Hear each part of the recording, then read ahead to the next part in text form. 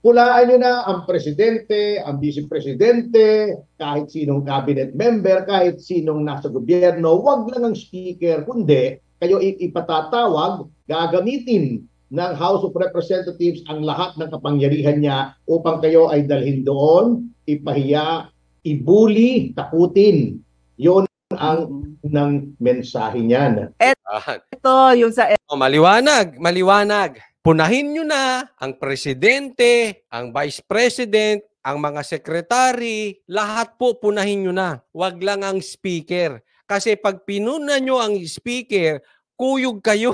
Ang dami ng kongreso eh. At pag kayo pinatawag, kita nyo nung pinatawag si Ka Eric, ang dami nila. Huwag kang sasagot ng balang-balang. Bubungangaan ka ng mga congressman doon. O, di ba? Nakapanood naman kayo. Isipin mo, ilan ang binanatan? Binabanatan ng presidente, binabanatan ng vice president, binabanatan ng secretary. May tama po ito dito si Atty. Topacio. Lahat binanatan. Pero pag binanatan mo, speaker, lagot ka. Ang dami niyan. At tatandaan natin, wala pang budget ang 2024. Yan po yung sinasabi ni Atty. Roque. Kaya makapangyarihan ng presidente. Pinost ko po yan, nasa YouTube natin. Panuorin nyo. SMNI kasi naglabas ng resolution, di ba, attorney? At talagang ang sinasabi doon, urging the NTC, National Telecommunication Commission. Payo lang, sa pasensya na po, paputol ko. Payo lang sa mga vloggers. Punahin nyo na lahat. Wag lang si speaker. Delikado kayo. Delikado. Wag kang magtatanong kung hindi ka member ng KBP. Communications to suspend commission to suspend SMNI for violating their ethics, tapos enumerate, diba? So, attorney, diretsuin ko lang yung tanong. Bakit ho sa ibang mga networks, usually pag nagkakaroon ng, sabihin natin, violation ng inaral nila, is the program. Hindi ba? Yung program yung sinususpend muna, mawawala sa ere. Pero the network itself and the other shows na walang kinalalaman doon, hindi apektado yung show lang. Bakit po ngayon, biglaan na dahil sa sinabi ng isang anchor, tapos bigla na lang, SMNI na, prangkisa na. Oo nga po eh. Na meron tayong franchise I mean, the SMNI has 25 years franchise, di ba? Legal. So parang, paano yun bakit to ganun? Hindi bakit. Pwede ho ba yun? Well, unang-una sa bakit, alam nyo, unang-una, the House of Representatives wants to send a message to all media practitioners. Pulaan nyo na ang lahat, wag lang si Speaker Romualdez. Yun. Pulaan nyo na ang presidente, ang vice-presidente. Yan po sinasabi ko, kaya mga vloggers, ingat kayo kasi yan ang mensahe. Yan ang mensaheng pinaparating according to Atty. Topacio. Yan ang mensaheng pinaparating ni Speaker. Kahit sinong cabinet member, kahit sinong nasa gobyerno, wag lang ang speaker, kundi kayo ipatatawag. Kaya nga ako, alam niyo yung mga congressman doon, ako I challenge them. Takbo kayo sa senador ngayong 2025. Kasi parang ang datingan doon, parang doon, binuhos na nila lahat doon. Siyempre, hawak nila yung kanilang mga syudad eh. So, paano tayo makakabawi? Diba sa eleksyon? Ang tanong, doon sa mga nandoon ba? Ni isa doon. Ni isa ron sa mga nag-interview doon sa hearing. Ni isa ba doon? May kayang manalo sa senador? Wala eh. Walang tatakbo dyan. Kaya nga parang yung punta ka doon kung wala kang pangarap maging senador o mas mataas na posisyon.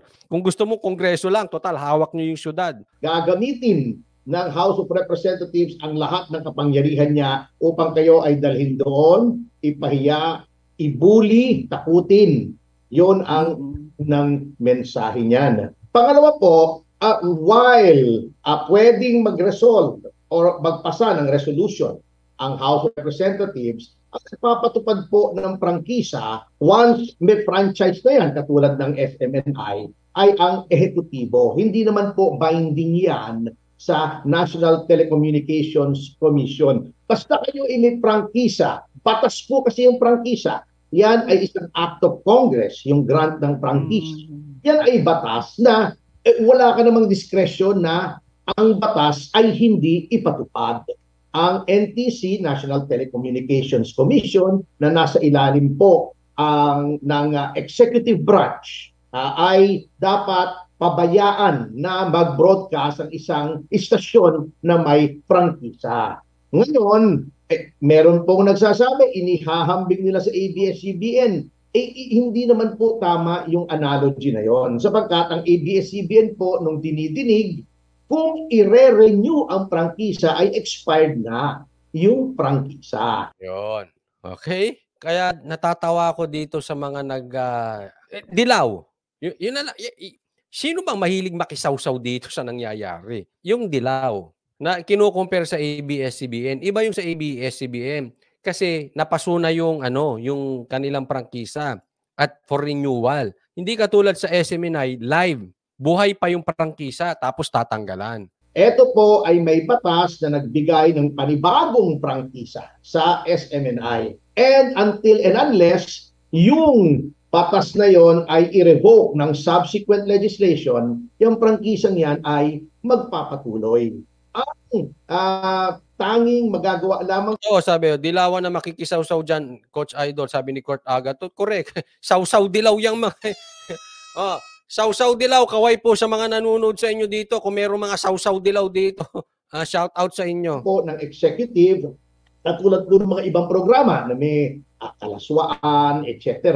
na sa paningin nitong MTRCB ay hindi dapat na makita, ma-air to the general public, ay suspindihin. Katulad po ng nangyari nung isang noontime show. Ganun po ang pwede lamang gawin. But for you to tell the NTC to suspend the franchise, para sa akin, questionable yung legality niyan sapagkat the franchise subsists. Sobra tong Congress ngayon. O, di ba? Yan yung ginawa nating example kanina. Kung meron, kunwari, noontime show, may kalaswaan, sinuspindi. O ba't hindi nyo suspindihin lang sila ka-Eric? At the worst, tanggalin nyo yung kanilang programa. Pero hindi yung buong channel. May pagkadiktador ang dating nun. I mean, first time to Kongreso, maggaganyan. Uy, no. Unless it is repealed dahil ito po ay batas. And usually, di ba, pag sa franchise kasi it's about the public interest. Opo. So, pero isa yung sa tinitiran nila na naapektuhan daw, parang kinoconnect nila sa public interest, ito daw dahil sa nangyari, no? Kaya kinoconnect nila public interest. Hindi po naaapektuhan ng interest ng publiko. Sa katunayan, etong SMNI, binabalanse pa ang interes ng publiko. Kasi wala na sa mainstream media na nagsasalita ng kabilang panig. SMNI na lang talaga. Marami sa mga social media, sa mga vloggers, marami. Pero sa mainstream, wala na halos. Bukod sa rimate at saksi. Kaya hindi public interest ang tinatamaan. Interest nyo dyan sa Kongreso, baka. Pero hindi pa, wag nyong gamitin yung Alam mo, naiinis pa ako, lagi nilang sinasabi. Pag nag-quote ka ng batas, pag nagganito karapatan, don't lecture us. Hindi po kayo nile-lecturean, makinig po kayo sa Kongreso. Hindi po pag nagsalita ang isang tao at meron silang pinakita, nile-lecturean kayo, hindi. Sinasabi lang nila yung karapatan nila. Kung may karapatan kayo mga congressman, may karapatan din tong mga sumasagot. Ba't pinatawag nyo pa kung kayo rin ang magsasalita? Sana wag nyo nang ipatawag. Mag-script kayo na lang ang magsalita dyan. Yun ang ano nila Yun ang script nila. Don't lecture us, don't lecture us. Puro lecture, don't lecture. Ewan ko sa kanila. Tira yung kaya pinapasuspend. Attorney, ano ba talagang public interest? Kasi medyo public interest, yung question, hindi ho ba? Ito, parang nagbabantay. Anong binigay ko sa iyo kanina, tungkol sa freedom of speech. Yung sabi ko itabi mo. Alam nyo, hindi na po ako magsasalita dyan. Ang ibabasahin ko na po ay sinabi ng ating mismong Korte Suprema. Ibig sabihin, hindi na opinion to ni Atty. Topacio o kung sino man, ngunit ito ay opinion na ng Korte Suprema at ayon sa ating batas, ating system of government, pati sa civil code, sa konstitusyon, ang mga pronouncements ng ating kataas-taasang hukuman is part of the law of the land. Ito ang sabi ng ating Korte Suprema at aking babasahin. The major purpose of the constitutional guarantees of freedom of speech and of the press is to protect the free discussion of governmental affairs as well as to encourage. May nagano dito. Sinong dilawan ang sinasabi mo? Tahimik ang dilawan. In fact, kinahanap nila saan ang mga opposition na tahimik. Wow! Ninette Gomez, saan ka nakatira? Sa buwan ka ba nakatira, Ninette Gomez? Tahimik ang dilawan? Ano ba si Trillanes? Ano ba si Llamas? Ano ba si De Lima? Oh.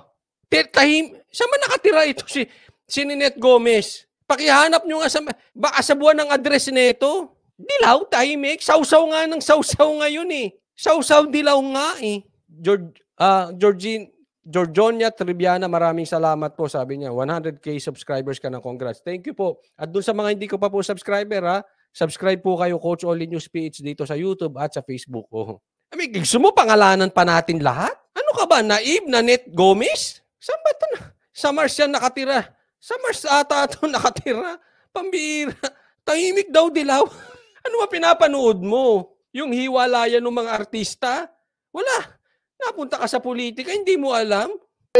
And nurture uninhibited, robust and wide open expression, particularly in matters of governing importance. So ang public interest po ay hindi sa pagsikil sa media, sa prensa, o sa paglalathala o pagbo-broadcast, kundi ang public interest ay magkaroon ng malayang usapin at pagtatalakay sa mga bagay-bagay na may kaugnayan sa pamamahala ng ating bayan. Public interest. Hindi yung itatakutin mo ang media outlet dahil lamang hindi mo nagustuhan yung sinasabi nito. Yun ang public interest. Yung may koneksyon. Hindi tatakutin mo yung media. Yan nga ang problema ko, sabi ni Mrs. Lab. Kaya nagkaganito bayan natin ngayon dahil marami pa rin tulog o bulag o sadyang tanga lang talaga. Correct, Mrs. Lab. Yan yung mga the-likes na itong mga nagko-comment na ganito na si Ninette Gomez. Tahimik daw dilaw. Ano to? Lantaran ng sausawan, tahimik pa raw. Lantaran ng sausawan ng dilaw. Grabe, kaya hindi na ako magugulat kung nabubola kayo ng dilaw. That's very, that line. Thank you, Rainbow 5 Farm Garden. Governmental affairs. Yes. It speaks a lot, no? Kasi hindi mo naman tinira yung love life ng tao o kung ano yung iniinom niya, yung kinakain niya, hindi ba? Kasi you read it. It's governmental affairs and it's very clear. Government affairs. Kaya ako, ayokong pumupunta sa personal. Pasensya na po pero kahit gaano po kasama ang tao, hindi na, ito yung pinupunto nila dito na yung public interest. Buti kung ang tinira nila kay Romualdez ay personal. Kasi may mga ganong vloggers which I really don't agree.